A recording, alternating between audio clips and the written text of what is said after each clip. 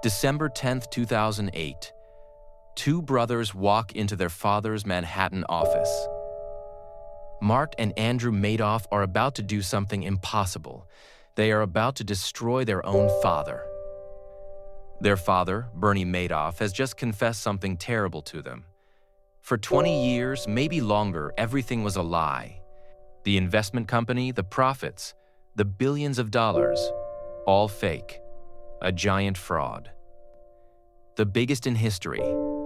The brothers have a choice: stay quiet and become criminals, or call the FBI and send their father to prison forever. They choose to call the FBI.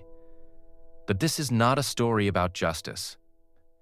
This is a story about how greed destroys families, how lies kill people, and how the man who stole $64 billion did not just steal money, he stole lives. He stole futures. He stole everything. This is the tragedy of Bernie Madoff. Bernie Madoff was born in 1938 in Queens, New York. His parents were Jewish immigrants. They were not rich, but they were not poor either. Bernie grew up watching his parents work hard, always chasing the American dream. In 1960, Bernie started his own company. He was only 22 years old. He called it Bernard L. Madoff Investment Securities. At first, it was small. Just Bernie, a desk, and a phone. He bought and sold stocks for other people. But Bernie was smart. He understood something important. In the stock market, trust is everything. People do not give you money because you are smart.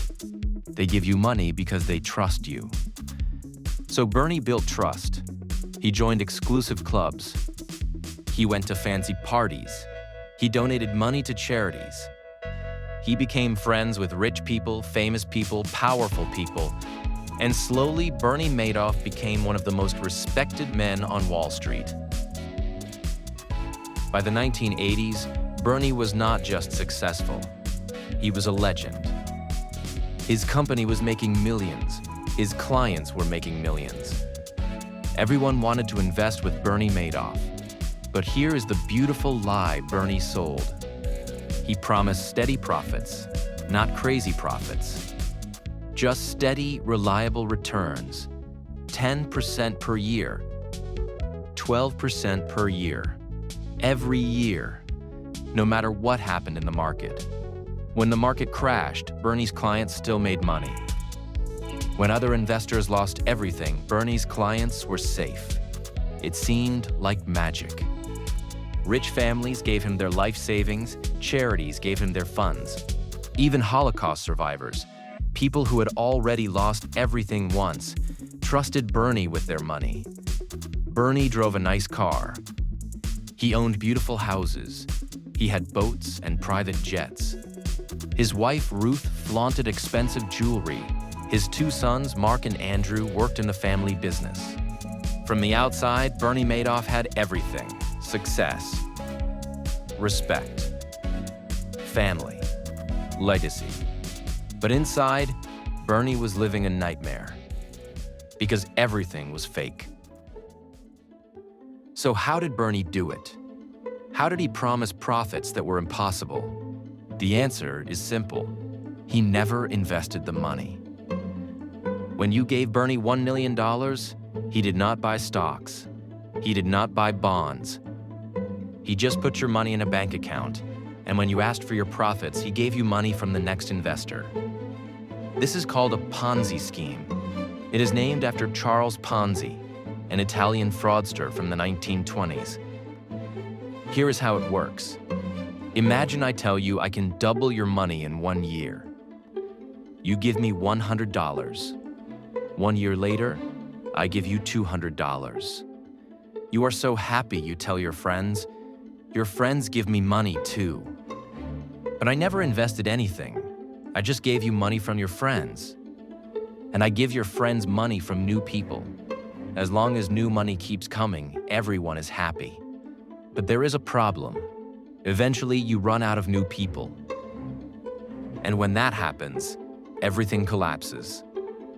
Bernie Madoff ran this scheme for at least 20 years, maybe longer. Nobody knows for sure when it started. Even Bernie gave different answers. But by 2008, Bernie was managing $64 billion. Except the money was not there. It was all gone. Spent. Vanished. And Bernie knew the end was coming.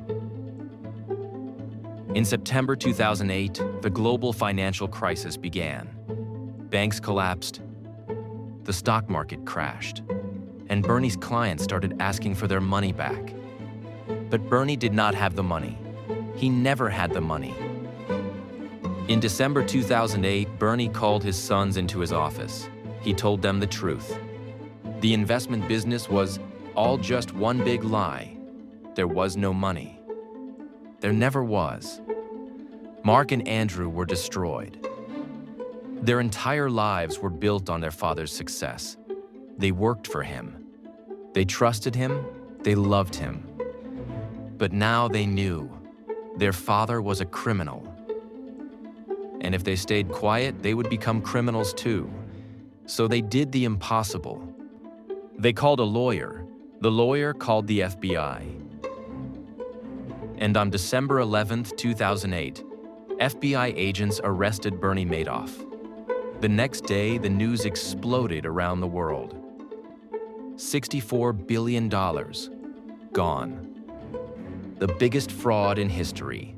Families lost their life savings. Charities closed. People who trusted Bernie for decades discovered they had nothing. Some victims were Holocaust survivors. People who escaped death once, who rebuilt their lives from nothing, who saved every dollar, now had zero. Bernie had stolen from the people who suffered the most. And Bernie's own family? They became the most hated family in America. Bernie Madoff pleaded guilty. He refused to cooperate with investigators. He went to prison and received 150 years. He would die in prison. But the real tragedy was just beginning. Mark Madoff, Bernie's oldest son, could not handle the shame, the lawsuits, the hatred. The betrayal on December 11, 2010, exactly 2 years after his father's arrest, Mark hanged himself in his apartment. His 2-year-old son was sleeping in the next room. Andrew Madoff, the younger son, tried to rebuild his life, but the stress, the depression, the guilt, it destroyed his health. He died of cancer in 2014. He was only 48 years old. Ruth Madoff, Bernie's wife, lost everything. Her sons, her money, her friends. She lives alone now, hidden from the world, hated by everyone. And Bernie, he died in prison in 2021. He was 82 years old. In his final interviews, he showed no real remorse. He blamed the system, he blamed his clients, he blamed everyone except himself. $64 billion stolen. Thousands of lives destroyed. 2 sons dead. A family completely annihilated. This is not just a story about fraud. This is a Greek tragedy, a Shakespearean nightmare. A father who destroyed everyone who loved him. Bernie Madoff's story teaches us something dark about human nature. Greed does not just hurt strangers. It kills families. It poisons love. It turns fathers into monsters. Bernie had everything. A successful business, a loving family, respect, legacy. But it was not enough.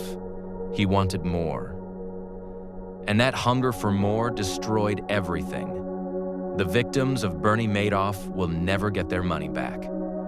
Most of it is gone forever. But the real victims, in some tragic way, were the people closest to him. His sons paid the ultimate price for their father's sins. They did the right thing by turning him in. But it killed them anyway. So remember this. Money is not worth destroying the people you love Success built on lies will always collapse. And when it does, it will bury everyone around you. Bernie Madoff died alone in a prison cell, hated by the world and abandoned by everyone. That is the true cost of greed. If this story shocked you, hit that subscribe button. We dive deep into the dark side of business, the frauds, the failures, and the fallen empires. This is Capital Sins, where we explore the 7 deadly sins of capitalism.